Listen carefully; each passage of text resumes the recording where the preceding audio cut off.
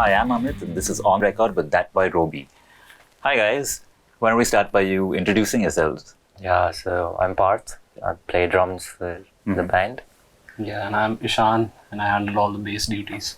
Cool. And my name is Sangram. I play guitars and sometimes sing also. Okay. And of course, the obvious question is who's Roby? Yeah, so basically, Robbie is my nickname. Okay. So this was 4 or 5 years back when I wanted to do something like this. So I thought of a name after much of brainstorming. Came down to That Boy Roby, which now I think is very cliche. The name sounds very poppy.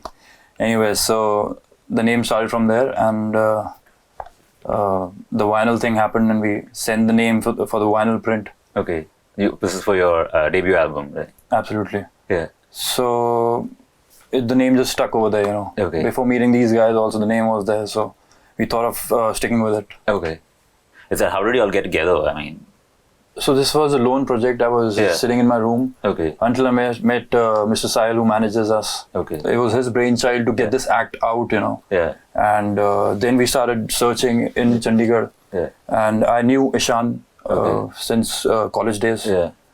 And so we contacted him. Okay. And then same way there's Prachin Kala Kendra in Chandigarh. Okay. They promote classical music and everything. So I got to know that their grandson is playing drums and learning from Ranjit Barrett in Bombay. Yeah. So we contacted him, and then the thread started. Hi, we are That Boy Roby, and we are from Chandigarh. This one's called Lost in Shimla.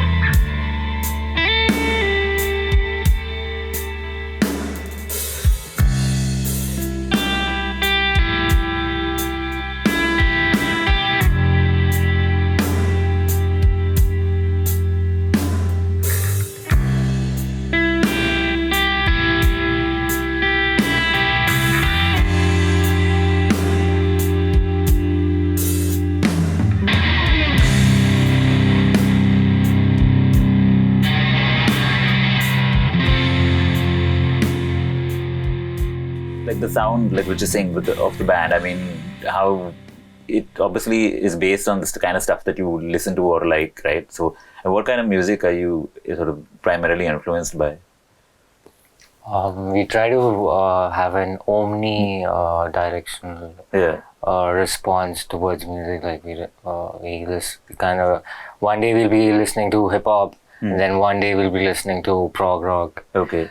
So we try to basically throw the biggest net we can, and get influences from all the genres there are. There's no bad genre. Yeah, for sure. Yeah. So, but I mean, if you can sort of take me through your compositional process. I mean, I know you said it's a lot of to do with jams, but like, how does it usually work? I mean, does one of you come up with, I don't know, like? So each of us have a working, you can call it a work ethic. Yeah.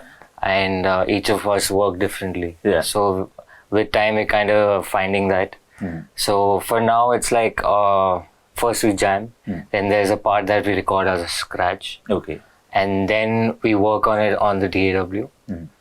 And then we further enhance it, and we jam it out, and finally get to know, okay, fine, this is the kind of stuff that we might need. Then we go to a studio and finally, okay, fine, now we're ready.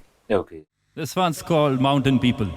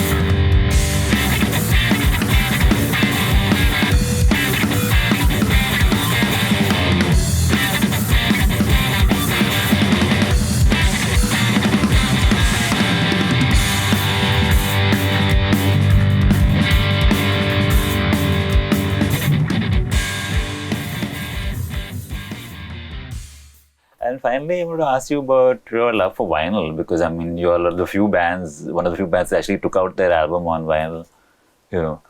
And I mean, of course, there's a big vinyl revival right now, but like no Indian bands to release physical copies in the first place. So, but you guys actually took the effort to sort of get these. Wait till you see the.